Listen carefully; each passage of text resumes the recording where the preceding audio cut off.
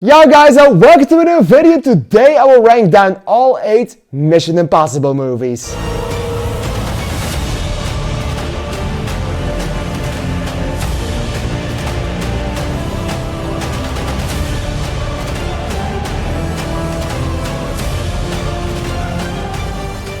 Alright, so with the final reckoning finally releasing in movie theaters, we now have the complete and official timeline of every single Mission Impossible movie out there.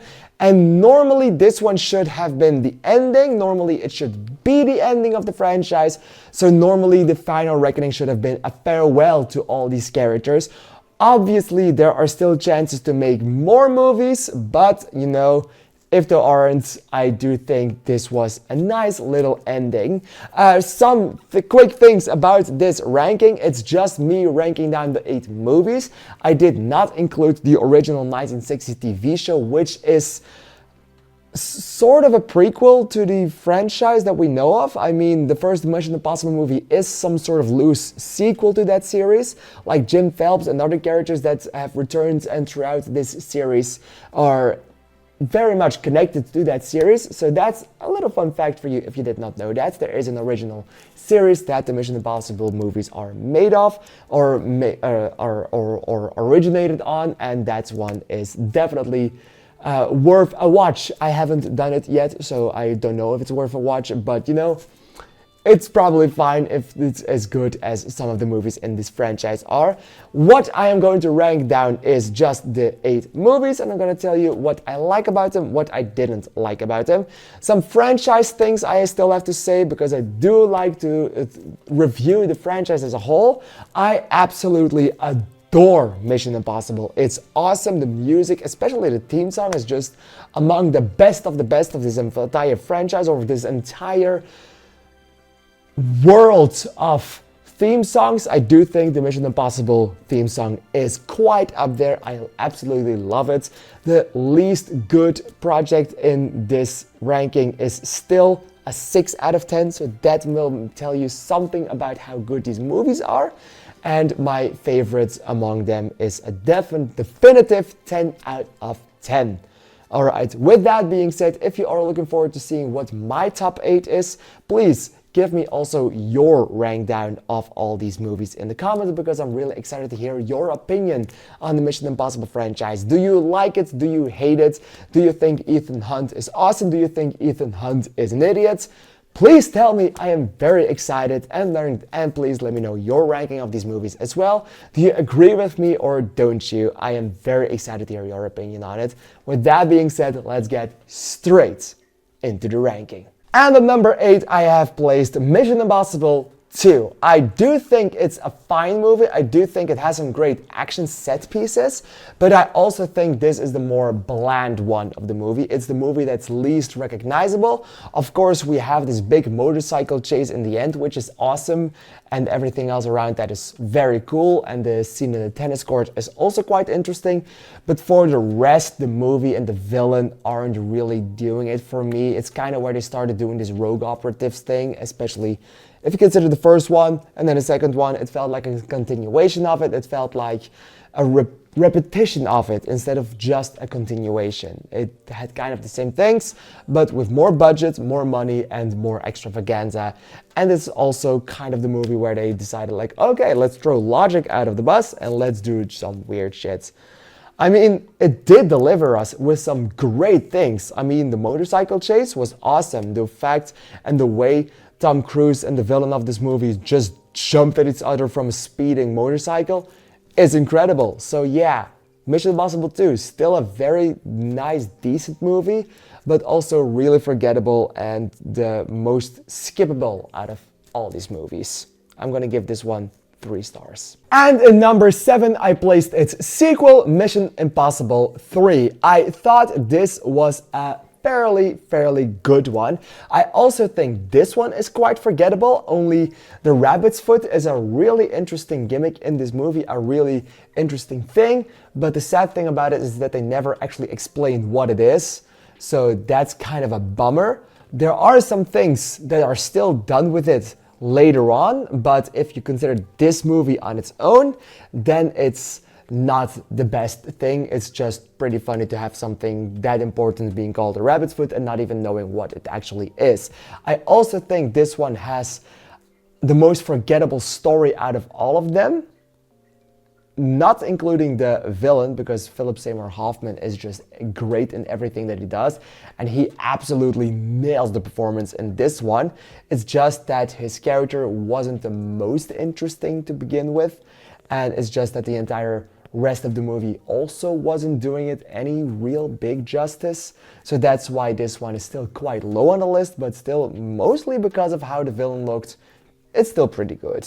I also gave Mission Impossible 3 stars. At number 6, we are entering the stage of greatness with Mission Impossible Ghost Protocol. I expected to love this movie more than I did now upon rewatch. I still think that this movie has a great story and among the best action set pieces in the entire franchise. This is for me the turning point where they thought like, okay, we did our original trilogy, we told the story that we really wanted to tell, now we can just go bonkers with it. And bonkers is absolutely where they went. The Burj Khalifa scene will be on my mind for like forever.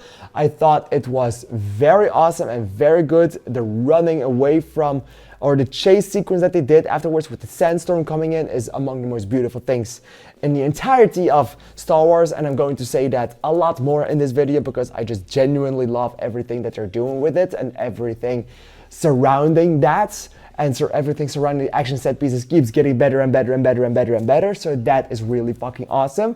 And it's just that this one didn't really do it for me on a story level basis. I thought the story for it was kind of okay. It wasn't the most interesting. It had a more forgettable villain, but the action set pieces, especially the Burj Khalifa scene and everything in the end, really made this one work for me. And that's why I'm going to give this one 4 stars. At number 5, we have the one and only, the original, the very awesome, the Mission Impossible. The first one, and I have to say this one is the more grounded one of the story. It's where they actually were not sure how they wanted to do the franchise yet. Would they want to do some big bomb extravaganza or just make it really James Bondy? And they chose the middle ground. They made a very James Bondy movie, but they also had exploding gum in a helicopter in the tunnel, which I completely forgot was going to happen, so that was a pretty big surprise when I rewatched it last week. So that was a pretty awesome set piece. I also really love everything inside of the CIA heist where they try to get the information and a knock list. Just everything in this movie screamed original, everything in this movie screamed heart, and that's absolutely, I adore all about this movie. It's just really fun, really good, really nice, and just an epic movie to watch.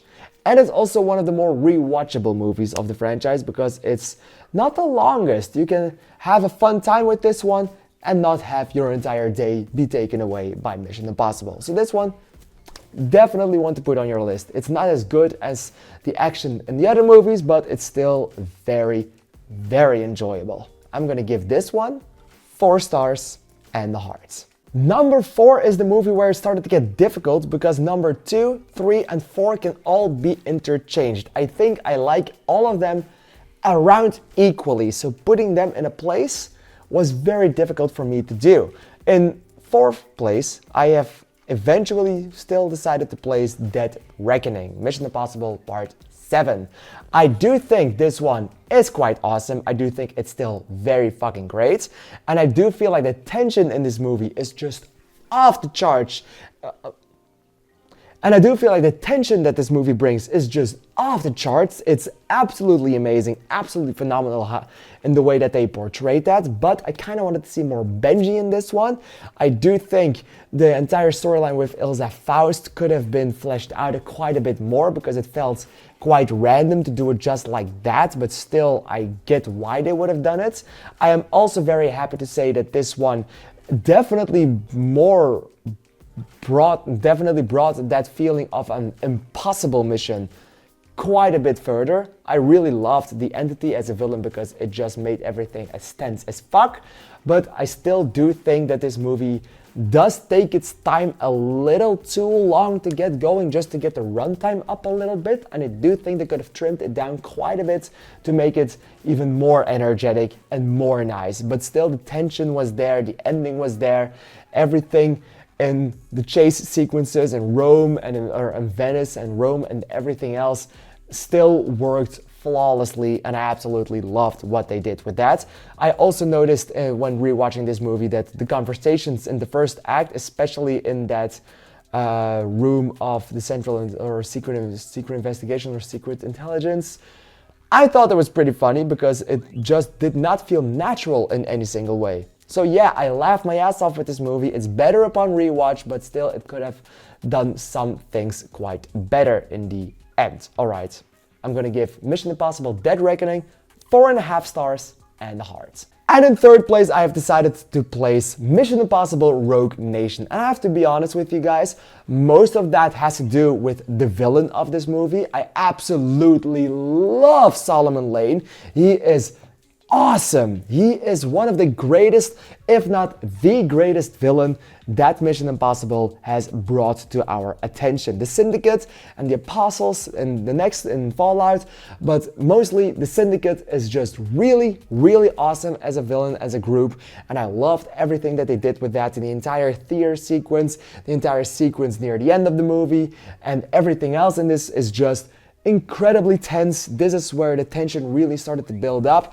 This is where the tension really started to add things onto this franchise, and I absolutely loved everything that this movie brought us. It felt like the start of the actual impossible missions, which was phenomenal. I love Rogue Nation, and I did it even more upon rewatch. This one, absolutely great.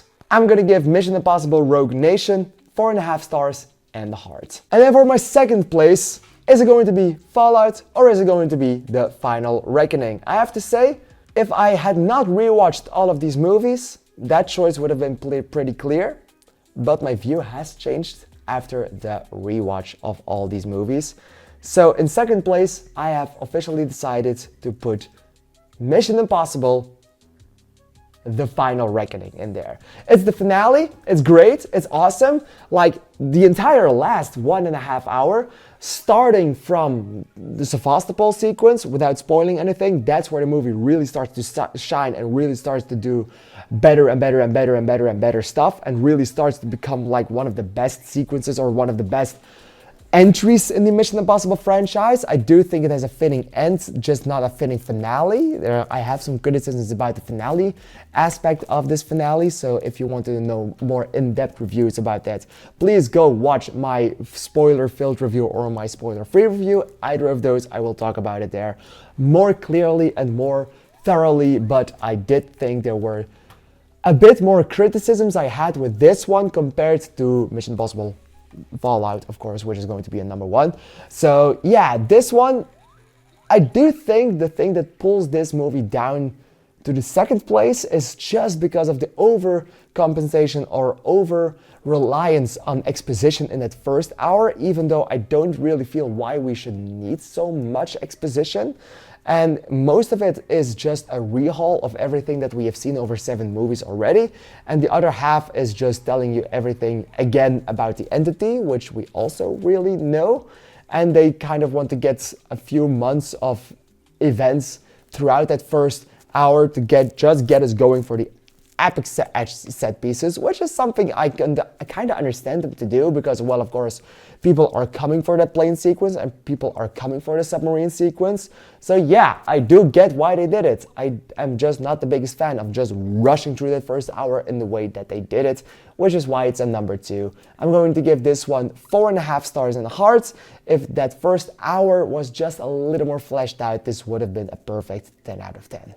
What movie is going to be a number 1? Of course, it's going to be Mission Impossible Fallout.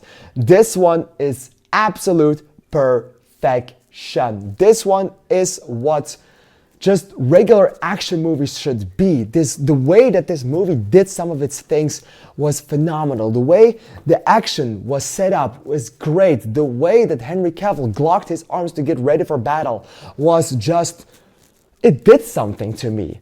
And there are two things in this movie that made me question my own sexuality quite a bit, which is Henry Cavill glocking his arms to get ready for battle, and of course Tom running. There's a lot of Tom just running in this movie, and I have to say, this also really made me feel in love with Mission Impossible and with Tom Cruise just running, because he does it so well, and he does it so interestingly nice and interesting that I skip a beat every time that he starts running. It also is one of the more funniest movies. It also is the one that pulls the story together in a way that The Final Reckoning tried to rub it in your face. This one just has a more nuanced approach to the entire saga. And I have to say that this one kind of also feels like a fitting finale for the entire franchise. Of course, The Final Reckoning does a bit of a better job in that, but this one also could have been the last one and nobody would have been mad. So yes, The Fallout, that's my official first introduction to the Mission Impossible franchise. I saw this one was in movie theaters. I decided to watch all of the original movies up to the point of Mission Impossible Fallout, so I could watch Fallout in a movie theater while it was still there. Apparently it had been out for quite some time, so I missed it on the day. The day I wanted to go, they pulled it out of a theater. That was really sad. So I have never seen this movie in a movie theater before. I think that would have bumped it up quite a bit more. So yes, Mission Impossible Fallout, especially that last act, especially everything else in this movie, there's no real criticism I can give this one. Solomon Lane was in it again, was a little less interesting than he was in Rogue Nation, but you know what I mean, he was still in there.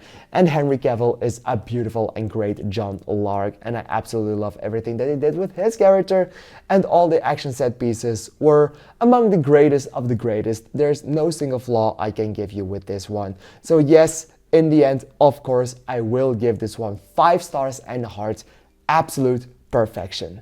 And with that being done, what is your official ranking of the Mission Impossible franchise? This was mine. I hope you agree with what I said. If you didn't, I'm very sorry, but you know, my opinion is just still my opinion. What did you think? Please let me know in the comments down below, because I'm really excited to hear your opinion on it. I want to thank you for watching, and I'll see you in the next video. Thank you, and bye-bye. And your mission, should you choose to accept it, is to like and subscribe. Thank you very much.